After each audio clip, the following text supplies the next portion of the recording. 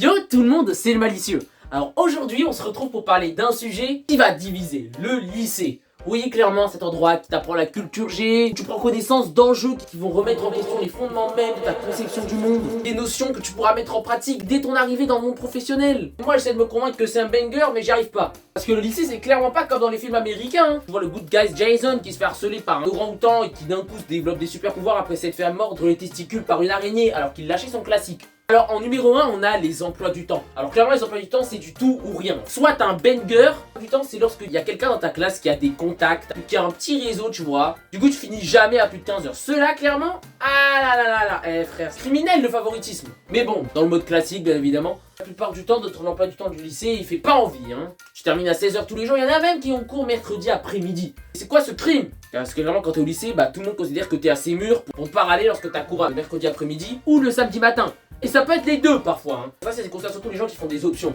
Après oui on dit qu'ils ont plus d'avenir et tout. Moi j'ai surtout qu'ils aiment se faire du mal hein. Ou alors que leurs darons les ont cook. Mais bon, faut avoir de la volonté au bout d'un moment. Surtout que les heures peuvent paraître très longues. Surtout avec un prof que t'aimes pas. Quand t'es face à lui t'as clairement envie de sortir la calache. Ce qui va nous amener au deuxième point, les professeurs. Alors là clairement il n'y a pas de débat. Il y a des profs, c'est des goats. Voilà, ils sont marrants, ils sont intéressants, ils sont pédagogiques. Par exemple, je sais pas, un prof d'histoire où t'as l'impression que chaque chapitre c'est les saisons d'une série Netflix. Même d'autres profs de différentes disciplines, hein, un prof de philo par exemple. Autant il y en a certains, t'as faire Alt F4 en pleine salle, mais d'autres au contraire ont clairement captivé en fait. Limite t'as le barreau. Pendant que t'arrêtes de dire que les gens sont en direction. Mais t'es suspect à dire ça hein. T'as un problème avec les bazouzous? Ça va, ça va. Après t'as des profs beaucoup moins chill hein. Je pense clairement aux saligots. Ils savent pas expliquer leurs cours en fait. Ils le font en impro. On va où sérieux? Non, franchement, faut dire les termes. Ces profs-là, ils cherchent les problèmes, en fait. Je pense par exemple aux profs de maths. Tu vois, les profs de maths, pour eux, tout est acquis, en fait. Si tu connais pas une notion, faut t'interner. Y a pas d'autre option. On a eu un terme concurrent. Là, ça me sort que c'est en 5ème.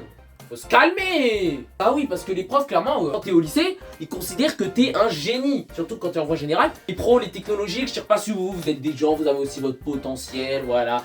On connaît, hein, ça veut rien dire. Je dis simplement qu'il y a des profs qui partent clairement du principe que t'es une machine. Ou encore ces profs-là qui te taillent comme jamais. Qui font des préférences. Si tu vois ma dégaine, tu te doutes bien que je suis clairement pas le chouchou, hein. Et de gaulois aussi. J'ai pas le starter pack. En plus, ils prennent la tête parce qu'à partir du moment où un élève comprend, il considère que toute la classe a capté. Ce qui fait qu'on est clairement en face d'un iceberg. C'est une personne, un génie et 29 golemons. C'est clairement ça, c'est leur perception en fait. Et ça crée des disparités de niveau, comme si c'était pas assez présent au collège déjà. On a l'impression que c'est la sélection naturelle qui fait le taf, hein. Les attardés cool. Voilà. Y a peut-être moyen de revoir un peu. Oh, et les heures auxquelles on commence, frère. C'est quoi ça? On commence à 8 h. On est tous claqués. Ça a été prouvé d'après des études scientifiques que je ne dévoilerai pas ici pour des raisons de confidentialité. Magicien n'avait pas ses secrets. Il a été prouvé scientifiquement que si on commençait 1 heure plus tard, il y aurait beaucoup plus de productivité. Les gens travailleraient en x10. Mais l'éducation nationale ne veut rien entendre, elle est dans son déni. J'ai envie de foutre une petite tarte là, pour leur remettre les neurones en place. Ils sont trop stupides. Ces êtres dénués de matière grise. Et puis t'as ceux, quand tu fais un exposé, frère, ils posent tout un tas de questions. Mais c'est quel genre de prof? Ceux-là faut les castrer, pas se laisser rouler dessus par une Clio 2. Les profs voient bien que l'élève se chie dessus. Mais ils posent quand même des questions bien dérangeantes. Ceux-là, clairement, ils cherchent les problèmes.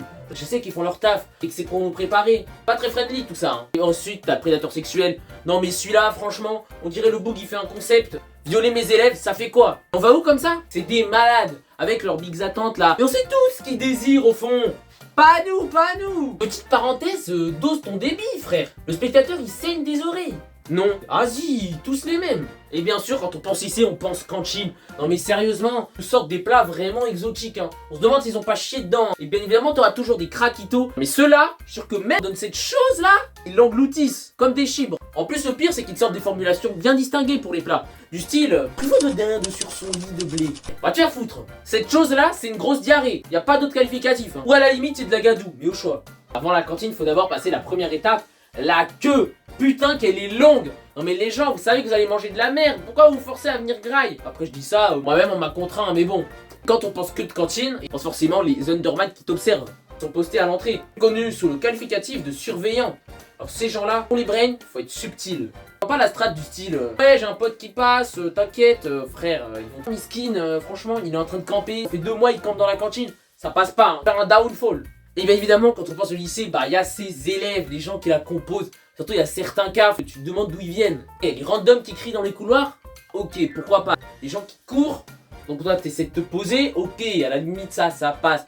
Mais ce qui passe pas, la pratique la plus criminelle, c'est l'élève qui te dit qu'il révise pas et qui tape la meilleure note, tranquillou. Ou au moins il imite la casse avec la moyenne. Ils ont craqué la vie en fait. Moi je suis choc-barre hein. Chaque fois t'en as, ils tapent des 19, des 230 sur 20. Frère, faut pas abuser. Petit feinteur, va. Bref les gens, c'est tout pour cette vidéo résumant les pires galères du lycée. Si elle t'a plu, bien évidemment, n'hésite pas à me le faire savoir en commentaire. Si tu veux que j'aborde plus ce type de concept, un poil plus général, n'hésite pas également à m'en faire part. C'est sympa de tailler lycée, mais bon, c'est là-bas que tu croises tes potes. Si 99% passent à la trappe, t'as quand même un petit 1% qui va te servir dans la vie de tous les jours. Déjà, c'est grâce à l'école générale qu'on n'est pas analphabète. Bref les gens, portez-vous bien, allez au charbon. Et d'ici là, moi je vous dis à la prochaine.